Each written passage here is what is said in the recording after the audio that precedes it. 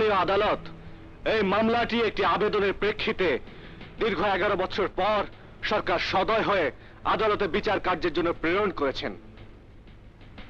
আমি নিজেই এই মামলার বাদী এবং বাদী পক্ষের আইনজীবী, কিন্তু দুর্ভাগ্যজনক হলেও সত্য যে বিচারক আপনি এই মামলার প্রধান সাক্ষী।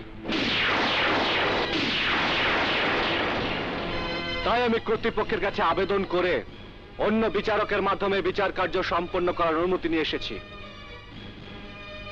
এই হলো অনুমতিপত্র।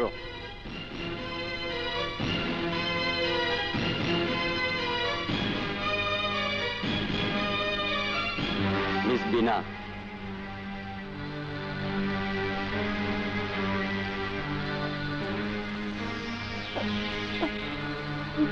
মিস বিনা, আপনাকে অনুরোধ করছি সাক্ষীর কাঠগড়ায় গিয়ে সাক্ষ্য দেওয়ার জন্য।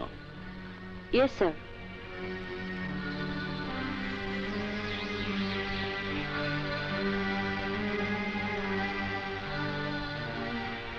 মাননীয় আদালত, আজ থেকে 11 বছর আগে জয়দেবপুর সদর থানা রতনপুর গ্রামে সাদাশিদ এক মাঝি ছিল।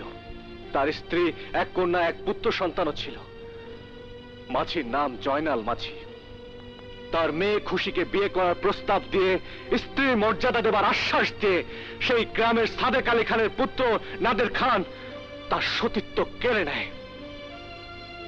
সাদেক খানের বাংলো বাড়ির কেয়ারটেকার এই ঘটনা প্রত্যক্ষ দেখে এলাকার চেয়ারম্যান জনাব মোহাম্মদ আলী খানকে জানালে তিনি এলাকাবাসীকে সঙ্গে নিয়ে সাদেক খানের বাংলো বাড়ি থেকে ধরে নিয়ে যায় জয়নাল মাঝির কন্যা খুশি ও নাদের খানকে।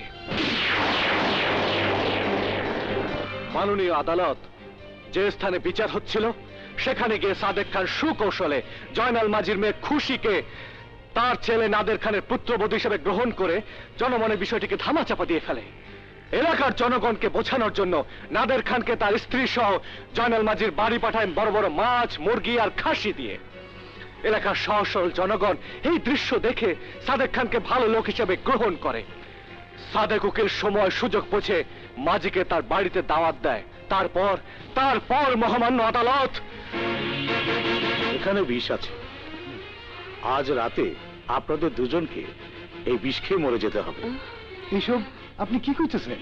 আজ এই মুহূর্তে যদি আমার প্রস্তাব মেনে না নাও, তাহলে তোমার মেয়ে খুশিকে আমার ছেলে নাদের জনসমক্ষে দুশ্চরিত্র প্রমাণ করে তালাক দিয়ে দেবে। মাননীয় আদালত, এখানে এই দৃশ্যের জবনিকা নয়। জয়নাল মাঝি তার স্ত্রী সহ অবশ শিশু মামুনকে রেখে একমাত্র মেয়ের সুখের আশায় রাতে সাদেক খানের প্রস্তাব মোতাবেক বিষ খেয়ে মৃত্যুর কোলে ঢলে পড়েন। মাননীয় আদালত, আপনি জানেন আমি এই আদালতের একজন সিনিয়র অ্যাডভোকেট। দুর্ভাগ্যক্রমে একটি নারী নির্যাতন ও কিডন্যাপ মামলায় সস্ত্রীক হাজত পাশ করছি। এই মামলার বাদী ও আইনজীবী একজন ফ্রেব, চালাক, চতুর ওই মামুন তার বোনের মাধ্যমে আমাদের কাছে প্রস্তাব দেয়। কে বলেনি? 1 কোটি টাকা নগদ প্রদান না করা হলে তিনি বিভিন্ন মিথ্যা মামলায় জড়িত করবেন। আমি টাকা দিতে অস্বীকার করাই পরিকল্পিতভাবে আমার পুত্রবধূকে কোথাও গোপন রেখে আমাদের এই মামলায় জড়ানো হয়েছে। মাননীয় আদালত, তিনি শুধু একটি মামলা দিয়ে ক্ষান্ত হননি।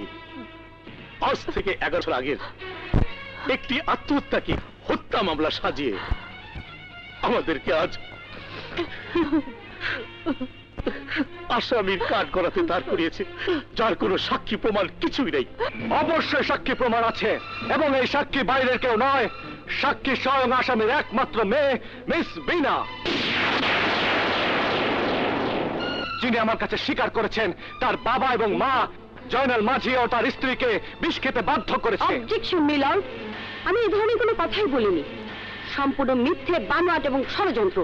মিথ্যে, বানোয়াট কিংবা ষড়যন্ত্র নয় মিস বিনা, আপনি নিজেই শুনুন আপনার জবানিতে জবানবন্দি। মামুন, তুমি আর আমি যদি ঠিক থাকি তাহলে আমাদের মিলনে কোনো বাধাই ঠেকিয়ে রাখতে পারবে না। কিন্তু আমার বাবা তোমাকে সহজভাবে মেনে নেবে না। কারণ তার বংশমর্যাদা আর আত্ম অহংকারের জন্য। তুমি হচ্ছ মাঝির ছেলে, আর আমি হলাম খান বংশের মেয়ে।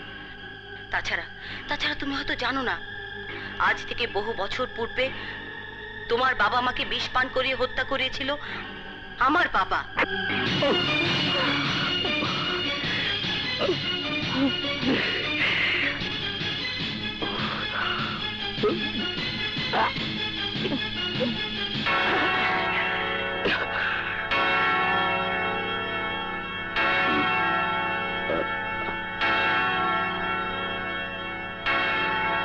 আজকের মতো আদালত এখানে মুলতবি ঘোষণা করা হলো।